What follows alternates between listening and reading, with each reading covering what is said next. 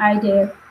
I'm Dana Yakazarian. I'm a youth worker from Armenia, and currently I'm a project coordinator of International Youth Studies project.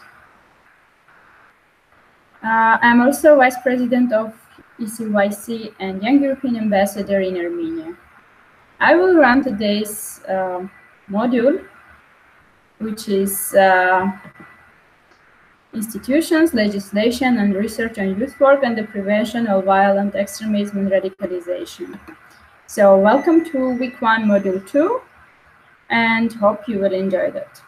Now I will share my desktop so you can see the presentation.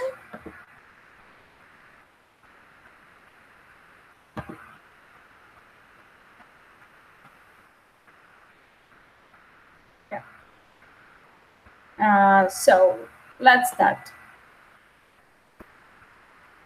So welcome again to module 2. And today's main topic is basically related with the recent terrorist attacks in Paris and Brussels, and violent extremism and radicalization leading to it are one of the biggest threats for Europe, for all of us, and particularly for European institutions. So the question is now how these institutions can help its member state identify radicalization factors and stop the recruitment of terrorism. And let's go and see which kind of institutions do we have on European level. First, I would like to start from Council of Europe. Council of Europe is an international organization, and the three main pillars of it are human rights, democracy, and the rule of law in Europe. It has 47 member states and was founded in 1949. Its headquarters are in Strasbourg, France. So as you may see, it covers a very big area and has 47 member states in its framework. So let's go deeper to Council of Europe and its structures. Council of Europe has committee of secretariat and secretary general. So it is elected by the Parliamentary Assembly and heads of secretariat of Council of Europe. Secretary General's main responsibilities are strategic management of the Council of Europe's work program, budget and oversee of the day-to-day running of the organization and secretariat. Council of Europe has the Committee of Ministers, which is a statutory decision-making body. It is made up of the Ministers of Foreign Affairs of member states. Council of Ministers' triple role are emanation of the government's collective forum and guardian of the values. Then comes the Parliamentary Assembly, which includes national parliamentarians from all member states. It meets 4 times a year for week-long plenary sessions in Strasbourg. Michela Nicoletti is the president of the Parliamentary Assembly. So the basic things that Parliamentary Assembly does is uncovers human rights violations, monitors whether states keep their promises, and demands answers from presidents and prime ministers. Then we will pass to European Court of Human Rights, which is a supranational court composed of a judge from each member state. I would like to check my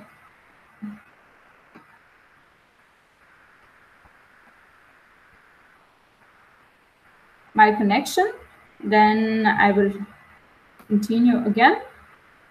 Okay. So let's continue.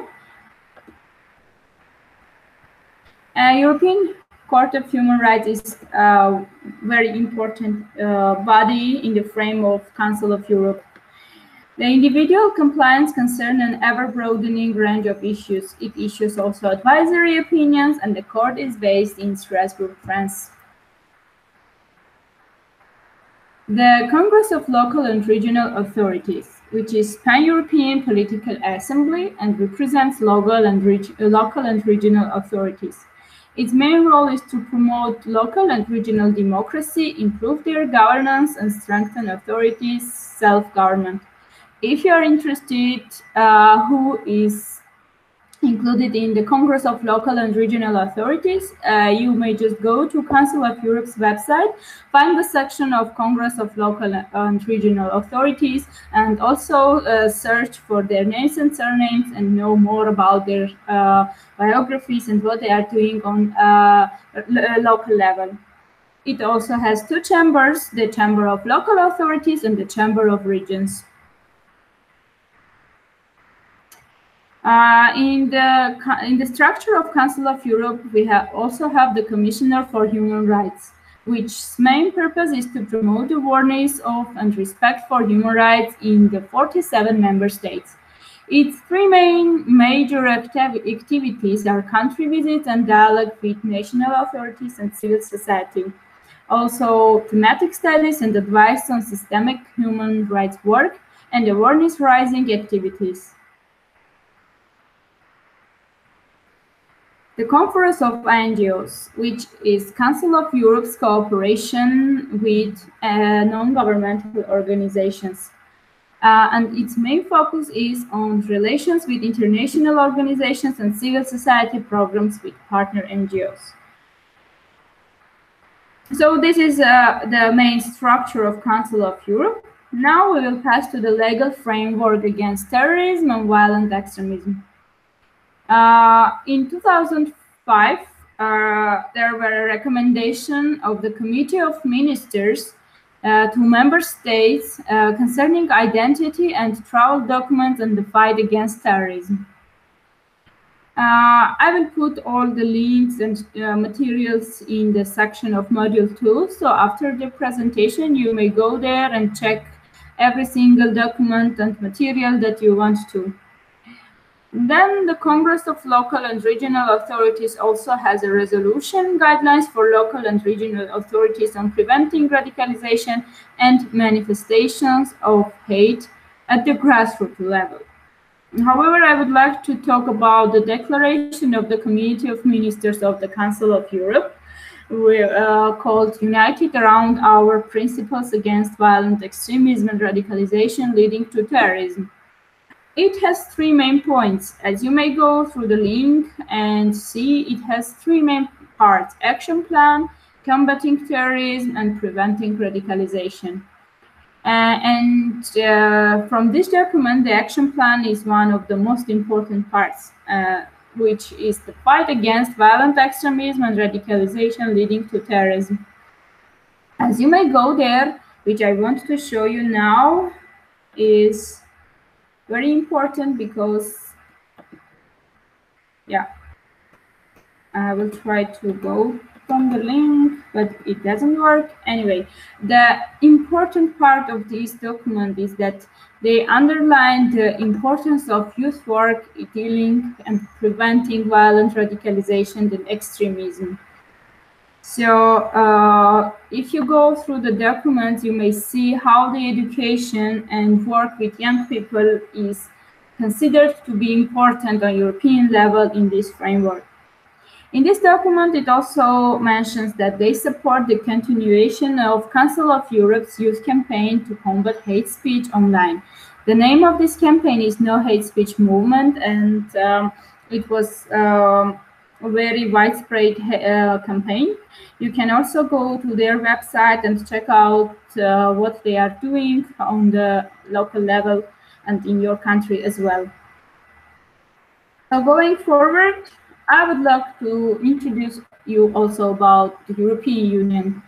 European Union is a unique economic and political union, and it has 28 member states. It was founded in 1999, but one part of its main structures has been established also before the official foundation of European Union. It has 7 important and main values: human dignity, freedom, democracy, equality, rule of law, and human rights. And comparing to Council of Europe, European Union's headquarters are in Brussels, Belgium. Now let's go to the structure of the EU. First of all, I would like to start from European Council. And it is the general political directions and priorities of the Union by gathering together its member states, heads of state and government. And decisions taken at the European Council meetings have a major input in defining the EU's general political guidelines. Concerning to terrorism, the European Council provides background framework for policies and strategies that aim to combat terrorism through its institutions like the External Action.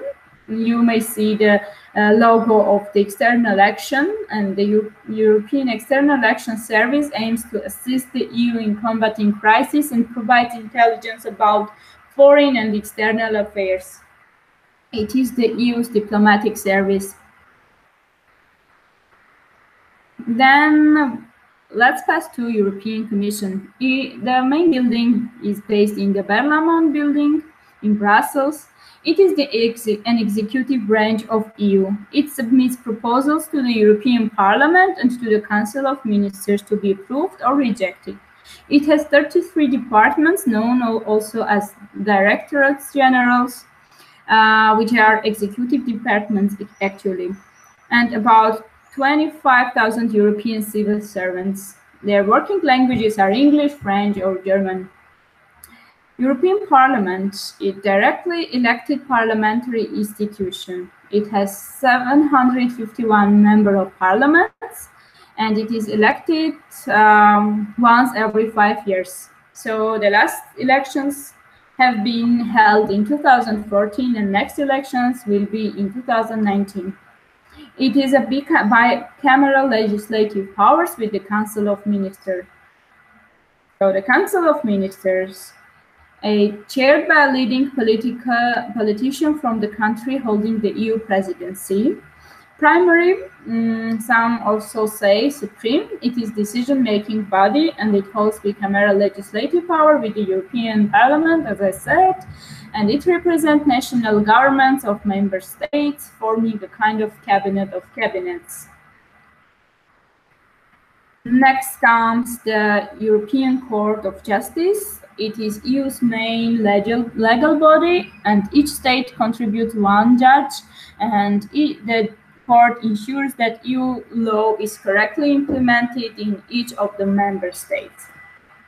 European Central Bank is based in Frankfurt, and it issues the euro. It is also the main financial institution within the European Union. So talking shortly about the structure of the EU, it is like this, but anyway, the decisions being made within the European Union is not that easy. So if you want to understand more how the decisions are made, you may go further and find out more for your information. However, this course is the basic course for those who want to become trainers on this topic.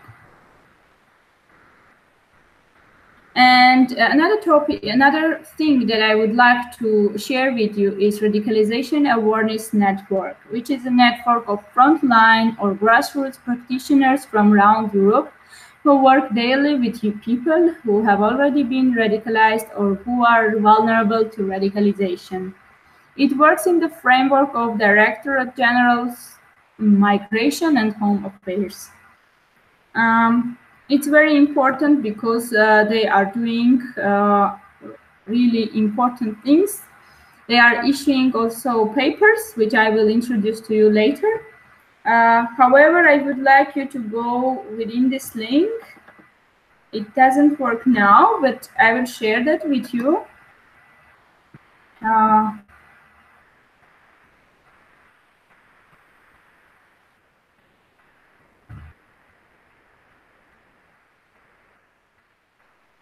So as you understand more about what is RAN doing for radicalization has made its way into everyday use. But what exactly does it mean? Radicalization is the process by which a person comes to adopt extreme political, social, or religious ideas and aspirations. Many associate radicalization with Islamic extremists, but the problem is certainly not isolated to one particular religion, or even to religion in general. There are right-wing extremists, left-wing extremists, animal rights extremists, environmental extremists, and many more besides. All have gone through a process of radicalization that has led them to reject diversity, tolerance, and freedom of choice. This radicalization can lead to violence or violent extremism against those who do not share the extremists' ideology. Funded by the European Commission, the Radicalization Awareness Network, or RAN, is a practitioners' network. It connects first-line practitioners around the EU working daily with those vulnerable to radicalization, as well as those who have already become extremists, violent or not, or terrorists. RAN does not seek to counter radical ideas as such, but the violence that may be committed in their name. Prevention is key. These practitioners, such as teachers, social workers, and community police officers, are engaged in preventing and countering radicalization to violent extremism in all its forms, or in reintegrating violent extremists. They are the first professional point of contact for individuals at risk. First-line practitioners from different sectors gather to discuss local challenges or specific violent extremism issues. In working groups, they get to know each other, share knowledge, and peer review best practices from around the EU. RAN currently has 9 working groups set up around key themes linked to radicalization. Communication and narratives, formulating and delivering on and offline communication tools, challenging extremist propaganda, and providing alternatives to extremist ideas. Education, equipping and empowering teachers and the education sector to deal with radicalization. Exit, focused on de-radicalization and disengagement programs that help individuals to move from a radicalized and violent mindset towards mainstream society. Youth, families and communities, examining how best to support and engage youth, families and communities confronted with radicalization. Local authorities, sharing information between local authorities on multi-agency approaches and strategies. Prison and probation, analysing the effects of prison regimes, reintegration programs, and tailor-made interventions for convicted terrorists. Police and law enforcement, identifying effective police approaches, including training, the use of social media, and the building of trust-based relationships with families and communities. Remembrance of victims of terrorism, maintaining a network of victims of terrorism, and organising the 11th of March European Day of Remembrance for Victims of Terrorism. Health and social care, raising awareness among health and social workers of their role in identifying and supporting those vulnerable to radicalisation. The RAN collection is an online database of the network's insights and experiences, presenting close to 100 peer-reviewed best practices. First-line practitioners and policymakers can draw inspiration from this practical, evolving and growing tool, find examples to adapt to their local context, and identify counterparts with whom to exchange prevention experiences. At the heart of RAN is its Centre of Excellence, a hub for connecting, developing and disseminating expertise. It supports and coordinates RAN and fosters dialogue between practitioners, policymakers and academics. The Centre of Excellence develops state-of-the-art knowledge and supports both the European Commission and the EU member states. It also helps shape the Commission's research agenda and liaises with those implementing PREVENT initiatives inside and outside the EU. RAN's expertise can be tailored to support national authorities upon request, for example through specific training, workshops or counselling. Since RAN was founded in 2011, it has reached out to over 2,000 professionals from all EU member states, those at the front line of identifying and countering radicalisation.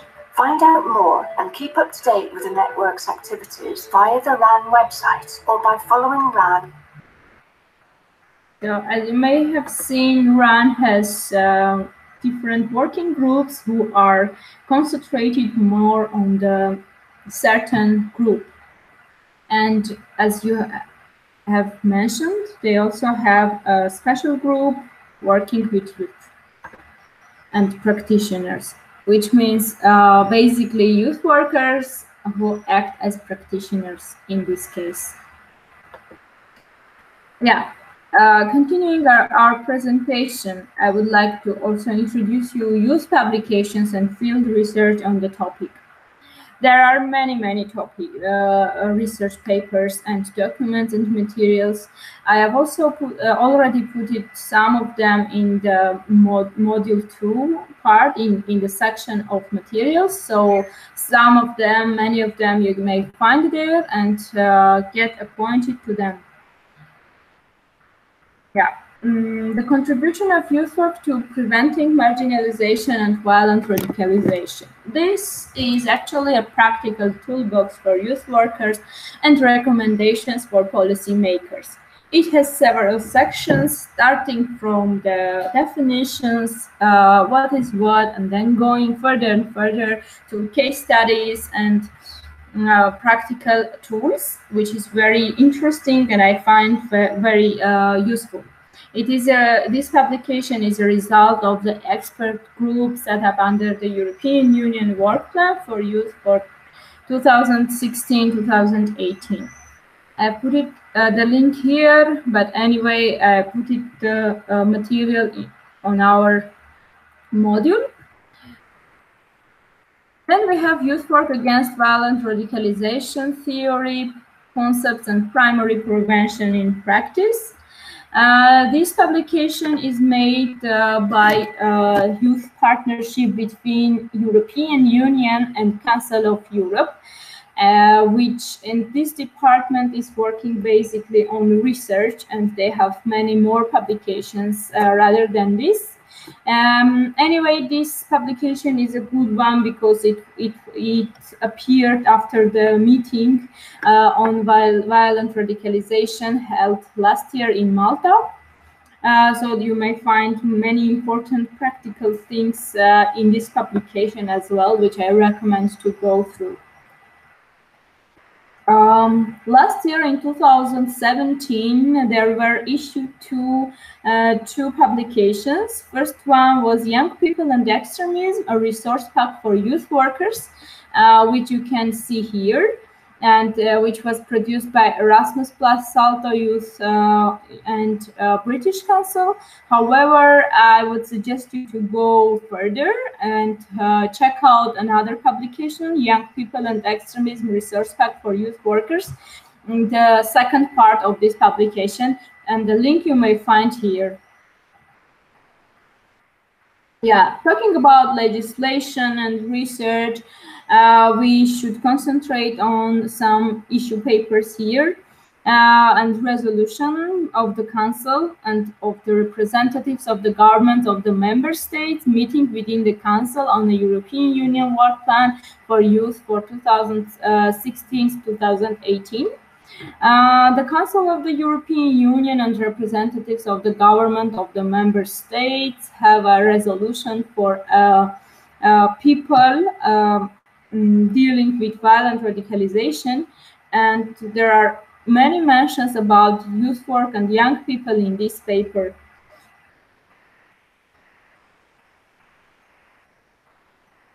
Another good publications come from youth partnership between EU and Council of Europe are the Coyote journals.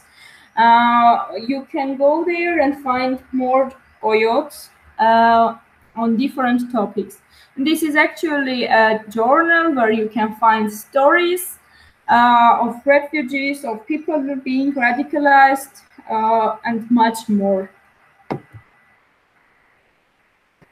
As I said before, RAN Center of Excellence has some issue papers. Some of them you may find here and here.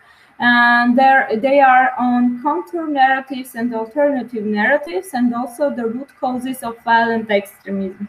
However, the latest publication that say that from Radicalization Awareness Network comes from 2017 about the role of youth work in the prevention of radicalization and violent extremism. Again, this this issue paper is very important, highlighting youth work as a preventive practice against violent radicalization. Yeah, thank you for watching. I would like to check if there are some questions here.